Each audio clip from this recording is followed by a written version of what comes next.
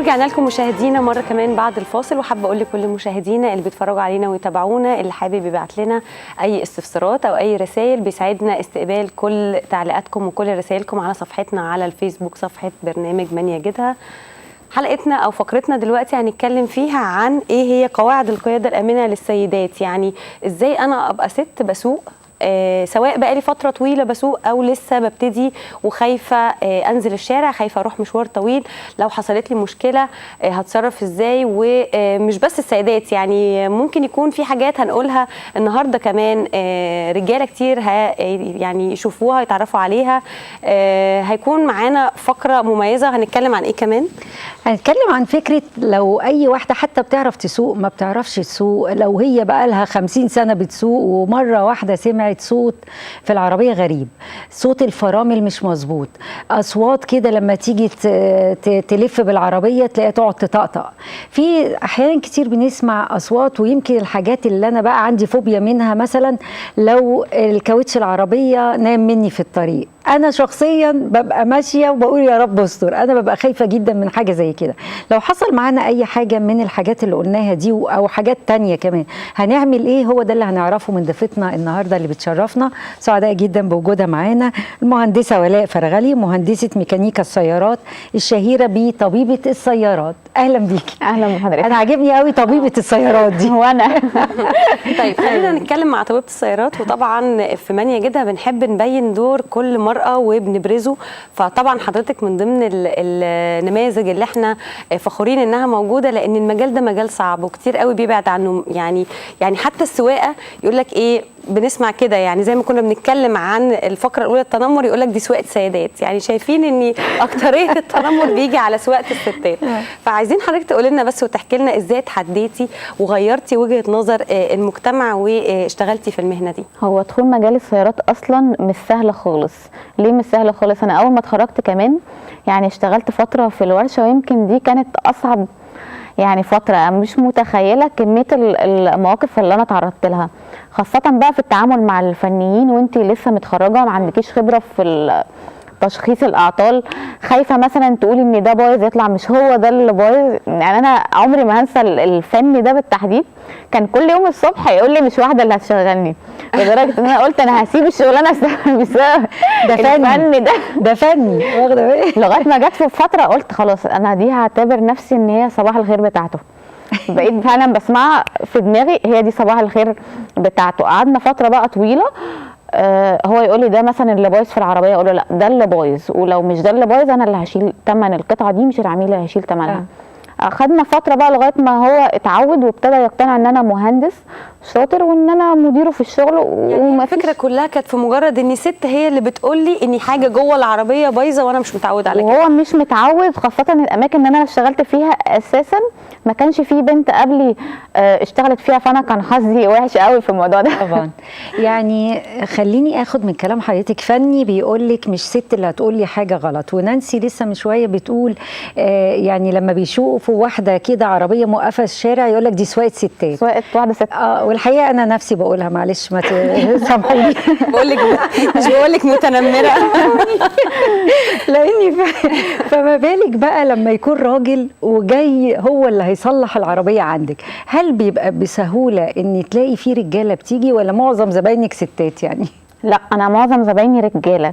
العميل بيجي هو مش بيفرق معاه بنت او راجل اللي هيتقابله، هو في الاخر بيروح يقابل الشخص ده مهندس سواء بنت ولا راجل. هو ممكن في الاول يقلق على فكره، او الموضوع يبقى قلق بالنسبه له ويبتدي يقلق ويدور على حد تاني في المكان يتعامل معاه، انما في الحقيقه اللي بيحصل هو بيبتدي يتكلم معاكي يقول لك مثلا انا عندي صوت في العربيه، فانت طبعا مش بتشخصي مشكلته من مجرد الوصف بتاعه، انت بتدي له احتمالاته وبتبتدي تقولي له مصطلحات في العربيه فيبتدي يغير فكرته تماما. فهي الفكره بتبقى في كده. يعني متهيالي الرجل بيريحك اكتر لان هو بيبقى فاهم في ميكانيكا العربيات اكتر من السته، هو ممكن يتوهك اكتر. يعني هو العميله الست ممكن تاخد معاكي وقت اكتر، لان الستات ممكن مش بتهتم بالموضوع ده، او بيعتمدوا اكتر ان هم العربيه لو حصل فيها حاجه مش انا اللي هصلحها، فمش لازم ابقى فاهمه قوي، وده مش صح على فكره. لان انت ممكن تتعرضي لموقف رخم في مكان رخم، فلازم على الاقل تعرفي تتصرفي لغايه ما تروحي للورشه بتاعتك او الميكانيكي. خليني اسالك سؤال بقى حلو جدا، لان انت بتقولي ان الرجاله ممكن تكون فاهمه شويه الكلام اللي انا بقوله. طب لو جات لك ست بتحسيها برضو انها فاهمه؟ يعني لما بتقولي لها مثلا عندك العطل الفلاني بتحسيها انها عارفه العربيه فيها ايه، بتقدر تتفهم يعني معاكي الاسامي اللي بتتقال؟ في ستات فاهمه جدا جدا وعندها خبره، ودي اغلب الستات دي اللي هي بتبقى شغاله في مهنه في السوق، يعني مثلا فاتحه محل، شغاله في تجاره، فتلاقيها متابعه العربيه قوي، ولو عطلت تبقى عارفه هتعمل ايه لغايه ما تجيلك. هو بصراحه انا بحييهم جدا، كلنا بنحييهم على فكره يعني. تمام. في بدايه شغلك طبعا احيانا اكتر ناس بتشجع او تحبط اهل البيت حقيقة. مفروض يعني لو واحدة فعلا عندها حلم وتروح تجري على ماما على بابا وتقول لهم أنا نفسي أعمل كده، ممكن هم يشجعوهم، ممكن هم اللي يحبطوها. فكلمينا كده اللي حصل معاكي إيه أول ما قلت لهم أنا عايزة أشتغل في ميكانيكا السيارات؟ قالوا لك إيه؟ هم كانوا قلقانين شوية، خاصة إن أنا طبيعة شغلي في الورشة وفيها تعامل مع الفنيين، وكلنا عارفين البنات في الحاجات اللي زي كده ممكن تتعرض لمضايقات قد إيه. يعني أنا في فترة من الفترات كنت اروح الشغل الاقي الناس اللي في البنزينه او الناس بتوع الغسيل عمالين يطلعوا عليا اشاعات غريبه، لدرجه انا قلت انا هسيب المكان ده خلاص. يعني انت زي اي واحده حاله يأس او احباط في وقت من الاوقات فعلا. بس بعد كده جيت قلت لا انا هكمل وانا هغير فكرتهم، ولما هسيب المكان ده هسيبه عشان لقيت فرصه احسن، مش عشان في حد مضايقني وخلاني انا اللي امشي. لان اكيد ممكن حد ضايقني في اي مكان تاني. طبعا اهلي كانوا بيدعموني جدا، يعني انا دايما كان بابا بيقول لي خلي الفني يسمع كلامك من غير ما يتجاوز معاكي، وما ينساش ان انت مديره، ويسمع كلامك عشان هو بيحبك وبيحترمك، مش عشان خايف ان انت تعاقبيه او تديله جزا. هل المهنه دي غيرت في شخصيتك حاجات معينه؟ كتير جدا، وادتني خبره في التعامل مع الناس، لان انا طبعا بتعامل مع عينات كتير جدا من الناس. بقيت بفهم ايه متطلبات العميل اللي قدامي، اقدر اصنف العميل هل ده عميل واثق فيا، جديد، متردد، في حد تاني معاه هو اللي بيحركه. فبقيت اعرف اصنف شخصيات العملاء واتعامل مع كل عميل على حسب شخصيته. تمام. طيب في دلوقتي سيدات كتير بتبقى عاوزه تبدا بقى تشتري عربيه، انا عايزه اسوق، انا لسه متخرجه من الجامعه او قاعده في البيت بقى لي فتره مش عارفه اعمل مشاويري، لازم حد يجيبني، لازم اركب تاكسي. دي مشكله جدا، مشكله كبيره جدا. طيب انا دلوقتي هشتري عربيه، حضرتك من خلال خبرتك تقدري تساعدي السيدات تقولي لها مثلا اول عربيه تجيبها تبقى عامله ازاي، مواصفاتها، تدور دايما على الشكل العربيه يبقى امكانياتها عامله ازاي؟ هو انا بالنسبه للستات، اولا اي حد بيشتري عربيه بقى سواء ست او راجل لازم يبقى فاهم هو جايب العربيه دي ليه. يعني في عربيه بتتجاب للشغل، عربيه بتتجاب للبيت مشاوير صغيره، في عربيه للسفر هقعد اتحرك بيها واسافر بيها. فلازم ابقى عارفه الهدف من العربيه دي ايه عشان اعرف اختار وابقى محدده انا هدفع فيها سعر قد ايه. في حاجات مهمه قوي لازم ابص عليها وانا بشتري اي عربيه عشان ما يضحكش علينا. وانا في البرنامج هنا بقى بوصي اي عربيه مستعمله بتشتريها لازم توديها لمكان متخصص يعمل لها فحص بيع وشراء. احنا عندنا 3 حاجات بيقيموا اي عربيه هتشتريها، واولهم واهمهم السمكره والدهان. لازم ابقى عارفه العربيه دي رشه ولا مش رشه، تمام، الساق سليم ولا مش سليم، الدواخل سليمه ولا مش سليمه، الشاسيه والقوايم مهمه جدا لانها ممكن تقلل من سعر العربيه شويه لو العربيه عامله شغل في القايم او مغيره قايم او رش قايم. بتفرق دليل جدا. ان عامله حادثه او حادثه بسيطه، بس لازم ابقى فاهمه عشان ابقى عارفه انا هدفع كام. هي بتبقى قيمه مقابل سعر. تاني حاجه بقى واهم حاجه موتور العربيه. لازم اودي العربيه لحد يكشف على الموتور. يعني ايه يكشف على الموتور؟ بيعمل له شويه اختبارات كده، يطمن ان المكنه دي كفاءتها مثلا 90% 80%، يبص فيه دخنه ولا مفيش دخنه. عندي كمان الفتيس. الناس عندها قاعده ان زيت الفتيس ما بيتغيرش، ولو غيرناه ممكن تحصل مشكله في الفتيس. لا، اغلب الفتيس الاوتوماتيك بيبقى ليها ميعاد لتغيير زيت الفتيس. تمام. والميعاد ده بيحدده مصنع العربيه، مش اي حد تاني غير مصنع العربيه.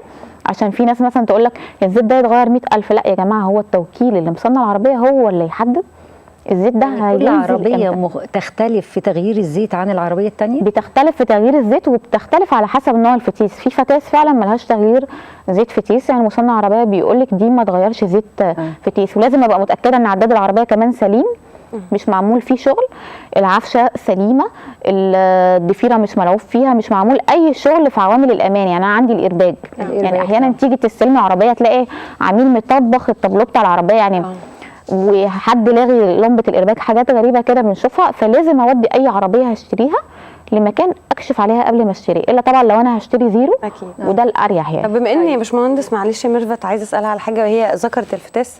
في ناس تقول لك هاتي العربيه الاول المانيوال اتعلمي عليها وطلعي فيها، والتعليم الصح هو التعليم اللي على مانيوال. وزي ما حضرتك شايفه طبعا ان الاوتوماتيك دلوقتي هو المجتاح بشكل رهيب، وفي ناس بتقول لك لا اسهل ان انت تتعودي تتعلمي او تتعلمي على طول على اوتوماتيك، لانه الغيارات بتاعته ما فيش غيارات وما فيش دبرياج والكلام ده كله. انا ممكن اتعلم اوتوماتيك، بس نفترض اضطريت واتزنقت في عربيه مانيوال، هسوقها ازاي؟ انا شايفه ان الصح او الاصح ان انا اتعلم مانيوال الاول. انا عارفه ان المانيوال مجهد جدا على فكره، خاصه للستات. يعني انا شخصيا المانيوال بيتعبني في السواقه، وانا بقى من النوع اللي هي بحب الرفاهيه، ما بحبش استخدم رجل الاثنين في السواقه، هي رجل واحده. الاوتوماتيك بيريح كتير، بس المفروض ان انا اتعلم المانيوال يعني بظروف الطارئه. طب ربنا سهل كده واشترينا عربية جديدة زيرو أو حتى عربية مستعملة. طيب إيه الصيانة اللي المفروض أعملها للاتنين؟ طبعا لو عربية زيرو المفروض إن أنا كل قد إيه أعمل لها صيانة، وإيه الصيانة المظبوطة اللي هي تحافظ على العربية. وقولي الجديدة دي يمكن الشركة بتبقى هي ساعات يفكرونا كده، يتصلوا يفكروا العميل في معرفش صيانة ألف، في صيانة معرفش. لكن العربية المستعملة أنا أحافظ عليها إزاي؟ هو اي عربيه عموما بيبقى ليها ميعاد صيانه. هنبتدي بقى بالحاجات المهمه قوي، واللي هي ايه؟ لما بتبوظ بتدمر لي حاجات كتير وهتدفعني فلوس. زيت الموتور. زيت الموتور في اي عربيه سواء جديده او مستعمله ليه ميعاد تغيير. ميعاد التغيير ده بقى ممكن يكون 10,000 5,000 زي ما بيقول مصنع العربيه. طب نفترض انا راكنه عربيه مش بتحرك خالص، هفضل مثلا سايبه الزيت ده بالسنتين؟ اكيد لا. ما هو الزيت ده زي علبه الاكل اللي انا حطاها في البيت، ليها صلاحيه. صحيح. ممكن يتحلل، ممكن يعمل لي تكتلات جوه الموتور، يدمر لي موتور العربيه، فلازم يتغير. فطبعا ده بيبقى مثلا كل 10,000 او سنه. نبتدي بالحاجات التانية المهمه. عندي فلتر الهواء. فلتر الهواء ده انا هشبهه بحاجه في البني ادم، هو الرئه بتاعه الموتور. يعني لو مكتوم هتلاقي العربيه مش قادره تتنفس، يعني هتلاقي العربيه مخنوقه معاكي في السحب. تمام. ما تجيش تقول لي العربيه مخنوقه في السحب وانا مش بغير فلتر الهواء ولا فلتر البنزين ولا البوجيهات. طبعا زيت الفتيس اتكلمنا عنه، الناس فاهمه برضو ان زيت الفرامل مش بيتغير. زيت الفرامل بيتغير عاده كل 30,000 او سنتين. طيب لو انا راكنه عربيه ما بغيروش، ممكن يدمر لي اجزاء في منظومه الفرامل، هيبقى ليها ثمن وليها سعر. زيت الباور برضو في العربيات اللي هي فيها ترومبه باور بيتغير، فدي حاجات مهمه جدا. ميه التبريد، الناس تقول لك انا هسيب العربيه بالميه الفابريكا، يعني هي الميه الفابريكا دي هتقعد 100 سنه في العربيه؟ اكيد لا. اكيد يعني كل حاجه ليها اكسباير ديت، يعني انت خلي طبعا بالك. طب والكاوتش، لاني انا مثلا هفضح انا نفسي على لا يعني مره لقيت ان الدركسيون تقيل قوي، فانا ايه ده الباور بتاع الدركسيون فيه ايه ما اعرفش، وفي الاخر اكتشفت ان العجله نايمه. لا مش نايمه، هي عايز يزود شويه. شايفه مين بيتنمر على مين اهو. الكاوتش مهم قوي. الكاوتش الاقيه يعني عارفه مريح، يعني بدل ما يبقى حاجه 32 ولا 30 لقيته مثلا 24. فانا المفروض ابص على الكاوتش كل قد ايه؟ هو انا المفروض اصلا الكاوتش بيتكشف عليه برضه، بيبقى ليه مده بيتغير فيها، المفروض ان هي بتبتدي من سنتين. على فكره الكاوتش الناس مستهونه بيه قوي، رغم ان هو من الحاجات اللي ممكن تتسبب ان انت لا قدر الله تعملي حادثه في العربيه. فلازم على الاقل كل اسبوع قبل اي مشوار سفر تشيكي على الحاجات الاساسيه في العربيه قبل ما. طب افرض واحده ما بتسافرش تعمل ايه؟ اكيد مش هتفضل ماشيه على الكاوتش كده. مش قصدي، يعني قصدي ان انا دلوقتي اعرف يعني ميرفت مثلا وهي بتقول انا الفرد انا حسيت ان هو تقيل، لكن ممكن واحده ثانيه ما تاخدش بالها ان هو تقيل، وشكل الكاوتش من بره باين ان هو ما فيهوش مشكله. اي حاجه بالنسبه للستات فيها يعني انا هركب عربيه الصبح، اي حاجه فيها تعب على الست هتاخد بالها. الستات عندهم قوه ملاحظه مش طبيعيه طبعا في الحاجات المتعبه بالنسبه لهم. ده اول حاجه اخد انا اساسا الدركسيون التقيل بيتعبني. تخيلي هو يبقى تقيل اكتر ما هو مثلا عربيتي الدركسيونها تقيل، لازم هاخد بالي منه، فلازم ابص على الكاوتش بتاع العجل ده اساسي جدا. لازم اتعلم افتح كبوت عربيتي وابص على الحاجات الاساسيه. تمام. طبعا زي زيت الموتور. الكبوت بيتفتح ازاي اصلا؟ في دراع جوه. لك لا بنعرف. لا بجد انا ما بعرفش اصلا فين الدراع. هو عند القايم مكان ما السواق بيركب كده جنب الدركسيون تحت شويه جنب الدواسات. هبص على ايه اصلا؟ هبص على زيت الموتور، لازم ابص على زيت الموتور اتاكد ان مستوى الزيت مظبوط، ولازم عربيتي تبقى واقفه على ارض عدله. يعني انا ما ببقاش راكنه في جراج واقول اصل الزيت ناقص، ما طبيعي العربيه واقفه مايله، طبيعي يبقى ناقص. ميه التبريد دي ممكن مش في حاجه بتبين لنا الزيت، المقاس بتاع الزيت المقاس ده بطلعه امسحه بمنديل، ارجع احطه تاني اتاكد ان هو مظبوط، بيبقى عامل زي المسطره كده في نقطتين، نقطه مينيمم ونقطه ماكسيمم. طالما ان الزيت بين الاثنين يبقى انا كده في السليم. اوعي تقولي انك بتعمليها. انا بعمل كل حاجه. انا اصل انا اول ما ابتديت بصي اللي يقول لك بعمل كل حاجه تبقى ما بتعملش ولا حاجه. لا هي عارفه. لا انا اول ما ابتديت سواقه ابتديت على عربيه مانيوال، وكانت عربيه يعني على قد كده، فكانت مبهدلاني في كل حته، فتعلمت اعمل كل حاجه يعني. بس فرده الكاوتش هي الحاجه الوحيده اللي انا ما غيرتهاش. هو تغيير فرده الكاوتش بصراحه انا شايفاه مجهد جدا، بس على الاقل لازم يبقى معايا استبن احتياطي. طبعا لو انا مش انا اللي هغير يبقى في الاداه اللي غيري هيستخدمها عشان يساعدني. هو ينفع انا اغير؟ يعني ممكن. لا سؤال في ستات بتعمل كده، في ستات تفك العجله وتربط، بس ده بيبقى امان عشان بيحتاج عزم جامد. عايز عزم وقوه. احنا طبعا عارفين ان الست بتبقى كائن رقيق شويه خصوصا لو هي رايحه مشوار زي نانسي كده رقيقه. معروف عني. طيب خلينا، كان في فيديوهات كتير قوي وحاجات مضحكه يعني نازله تقول له، بتكلم جوزها تقول له انا شايفه فانوس ولا مصباح علاء الدين ظاهر قدامي على التابلو ومش عارفه ده هو عباره عن ايه، وتطلع في الاخر ان هي لمبه الزيت. ففي كتير قوي بالظبط دي لمبه الزيت. يعني احنا بنشوف فعلا يعني اكتريه الحاجات اللي بتنزل والفيديوهات الجميله دي بتنزل على الستات. طيب الست تقول لك انا سامعه صوت طقطقه في العربيه مش عارفه دي جايه منين، او بسمع صوت صفاره وانا ماشيه دي سببها ايه؟ طب انا اعرف الاصوات دي مؤشرها يعني بيقول لي ان في ايه في العربيه محتاج ان هو يتصين او يتغير. صوت الصفاره دي مش انت بس اللي بتسمعيه، يعني انت لو عربيتك بتصفر هتلاقي الشارع كله بينادي عليكي عشان الصفاره دي بتاعت الفرامل دي اكتر صوت مزعج. يعني عمال يبقى داخل عليا العربيه بتصفر من اول المركز لغايه اخره، دي طبعا معناها ان تيل الفرامل خلص، وابتدى بقى يصفر بيقول لي بيعيط تاني بيقول لي غيريني. طبعا لو في حكه مع الفرامل ده معناه ان التيل تقريبا خلص، وابتدى ممكن يدخل على الطنبوره او بقى على حديده فابتدى يبوظ الطنبوره. لمبه الزيت دي مصيبه، اول ما تنور لازم تقفي بالعربيه فورا، يعني كده اكيد عندك مشكله بقى ان انت مستخدمه زيت مش مطابق للمواصفات، الزيت نقص خالص، عندك حساس بايظ، لا قدر الله بقى مشكله في الموتور. فدي اول ما تنور لو مركز خدمه مش قريب منك لازم العربيه تتنقل على ونش، مش على اي حاجه تانية. خطر قوي ان غير ونش. هو انا اعرف ازاي لمبه الزيت اصلا شكلها؟ هي المصباح هي بتبقى حمراء، بيبقى لونها احمر كده. اي لمبه حمراء في العربيه، اي لمبه انا بتنور وانا مش متعوده عليها بسال على طول. هي اللمبات الحمراء عموما ده ايه وده ايه الحقيقه؟ اللمبات الحمراء بتبقى مؤشر ان انت لازم تقفي. الصفراء اللي هو ممكن امشي شويه لغايه ما اوصل لمركز الخدمه، انما الحمراء دي حاجه سيفتي جدا. عشان كده دايما الحاجات المهمه في العربيه حاطط لك اللمبه بتاعتها حمراء. لمبه الحراره، لمبه الحراره دي معناها ان العربيه نقصت ميه فسخنت، المروحه مش شغاله، عندك تسريب خارجي في العربيه، القربه بتجيب ميه، بنزين برضه لا قدر الله بقى، والسلندر بقى دي عارفينها لمبه البنزين بتنور احمر برضه، دي اكتر لمبه بنشوفها. العربيه محتاجه تتفاول بالذات بعد ده العربيه عطشانه. لا على فكرة بقى احيانا كده ناس تحب تقفل الازاز وتشغل التكييف وتشغل الكاسيت وهي ملهاش دعوه باي صوت بره، وتلاقي الكاوتشه نايمه وهي مش حاسه اصلا بحاجه. ايه المؤشرات اللي تبين ان الكاوتشه فيها خلاص نامت وخلي بالك انت لازم تقفي؟ كاوتشه العجل يعني. كاوتشه العجل نامت؟ طبعا كاوتشه العجل. لا هو بيبقى في حاجات، في عربيات بعض العربيات الحديثه بيبقى حاطط لك سنسور على كل عجله. لو العجله اصلا مش مظبوطه او الضغط بتاعها مش على المفروض يظبط عليه بتنور عليه. لا اللي مش حديثه لو في مشكله في الكاوتش انت المفروض ان انت تبصي عليه، لان ده اساسا اول حاجه بتتشاف وانت رايحه على عربيتك عشان تدوريها. وبعدين انت انا مستعجله وما بصيتش ومشيت ومش حاسه بدنيتي ان في كاوتشه نايمه، ايه اللي ممكن يبان في يعني مثلا العربيه زي بقى الطاره تقلت معاكي شويه. ايوه انت هتبتدي تحسي بان في حاجه غريبه. العربيه بتاكل بنزين على فكره. انت كل ما العربيه مش قادره كل ما الكاوتش بيبقى مش مظبوط. الكاوتش مش مظبوط يعني الهواء قليل، الهواء قليل يعني انت بتزودي المساحه اللي رابطه بين الكاوتش وبين الارض، فبالتالي العجله ماسكه في الارض في حته اكبر، فعماله انت عماله تدوسي بنزين. ليه؟ طيب ما ابص عليه من الاول اريح دماغي، الموضوع سهل جدا. من ضمن الحاجات برضو اللي ممكن واحده ست تخاف منها او الرجاله كمان، يعني اني وانا ماشي فجاه الطاره او الكاوتش يحصل له يفرقع.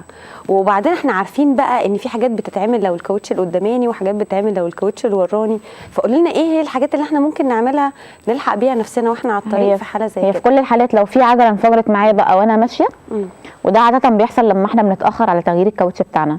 الكاوتش برده مش معنى ان انا مش بتحرك بعربيه ان انا ما اغيروش، هو زيه زي زيت الموتور بالظبط، ليه مده زمنيه وليه صلاحيه. لو عجله انفجرت لا قدر الله هنعمل ايه؟ اول حاجه لازم اعملها اثبت فتاره الدركسيون، دي اهم حاجه، واثبت العربيه على نفس الاتجاه اللي هي ماشيه فيه، ما احاولش ادوس فرامل، وطبعا لازم ابقى هاديه لان طبعا القرارات الخطأ دي ممكن تكلفني كتير. ده اول حاجه، اول ما الواحد يسمع فرقعه عجله تلاقي ايه؟ لا ده على طول تلاقي يدوس البنزين الفرامل، ممكن العربيه غلط، العربيه ممكن تتقلب في اللحظه دي. هو الصح ان هو يبقى هادي، يثبت فتاره الدركسيون، يبتدي يخفف رجله عند دواسه البنزين واحده واحده، دي لو عربيه اوتوماتيك. لان طبعا الفتيس. طب والهاند بريك مش بتبقى ليها اهميه؟ الهاند بريك ما استخدمهاش خالص، ما استخدمهاش. انا المفروض ان انا ابتدي اهدي واحده واحده. اول ما العربيه مثلا تقل سرعتها عن 50 كيلو ابتدي بقى ادوس فرامل سنه سنه واوقف، وبعد كده ارفع الهاند بريك. لو مانيوال ابتدي اسقط الغيارات برده سنه سنه، انما موضوع ان انا ادوس فرامل ده ممكن يخلي العربيه تكسر معايا وتتقلب، فساعتها هبقى كلفت سواء كان الفرده الاماميه او الخلفيه. هو المفروض ان الكاوتش مش هيحصل فيه حاجه لو انا بغيره في ميعاده، او لو انا متاكده مثلا لو فرده فيها بالونه لازم اغيرها. موضوع البالونه ده بالذات لو قدام، دايما اللي قدام بيبقى اخطر من اللي ورا، عشان انا من قدام وزن العربيه كله، وفي نفس الوقت منظومه التوجيه بتاعه العربيه بتبقى قدام مش ورا. طيب في حاجه برضو مهمه، خلينا نستغل وجود حضرتك معانا، فكره الزوايا.